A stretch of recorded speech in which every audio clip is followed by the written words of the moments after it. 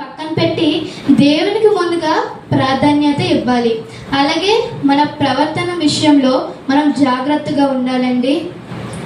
మనకి ఎంత ఉన్నా, ఏమి ఉన్నా, ఏ స్థితిలో ఉన్నా లేకపోయినా సన్నిధికి వచ్చిన అన్నిటికంటే ఒకని ఎడల ఒకరు మిక్కటమైన ప్రేమ కలిగి ఉండాలండి. మనం దైవ సన్నిధికి వస్తున్నామంటే మనతో ఎవరితో ఏమైనా సరే, కోపంలో ఉన్నా ఏమైనా సరే, మనం సన్నిధి బయట విడిచిపెట్టి రావాలండి.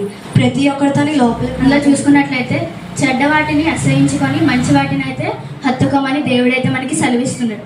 అంటే సంఘానికి వచ్చిన తర్వాత ఫోన్ పక్కన పెట్టేసి పూర్తి దృష్టి వాక్యం వైపు, దేవుడి వైపు, దేవుడి యందు భయభక్తులు కలిగి ఉండమని దావీదు గారు సెలవిస్తున్నాడు. ఈ చిన్న వాక్యం దేవుడి గురించి. ఈ మందిరానికి వచ్చి కూడా మనము వేరే ఆలోచనలతో ఉండకూడదండి. ఎందుకంటే శాంతి సమాధానం లేని మనకు దేవుడు ఈ మందిరాన్ని ఇచ్చి మనకి నెమ్మదినివ్వడానికి, శాంతినివ్వడానికి, సమాధానం ఇవ్వడానికి దేవుడు ఈ 7వ దినాన్ని మనం సృష్టించాడండి. మనము దేవుని మందిరంలో అనాలోచనగా ఉండ ఇప్పుడు పాత నిబంధన బుక్స్ 39 చెప్పబోతుంది.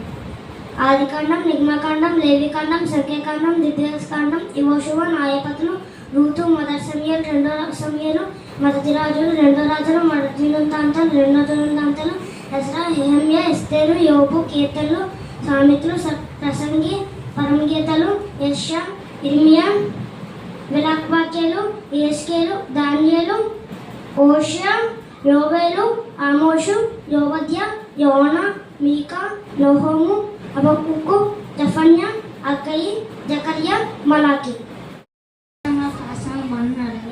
ఇప్పుడైతే ప్రార్థన పుస్తకాల్లో నేను ఆదికాండం చెప్పబోతున్నాను. ఆదికాండ, నిర్గమకాండ, లేవికాండ, సంఖ్యాకాండ, నిర్దేశకాండ, యెహోషువ, న్యాయాధిపతులు, రూతు, 1 సమూయేలు, 2 సమూయేలు, 1 రాజులు, 2 రాజులు, 1 దినవృత్తాంతాలు, 2 దినవృత్తాంతాలు, ఇజ్రా, నెహెమ్యా, కీర్తన, సామెతలు. అందరికీ వందనాలు. లేవికాండం, సంఖ్యోపదేశకాండం, ద్వితీయోపదేశకాండం, యెహోషువ, న్యాయాధిపతులు, రూతు.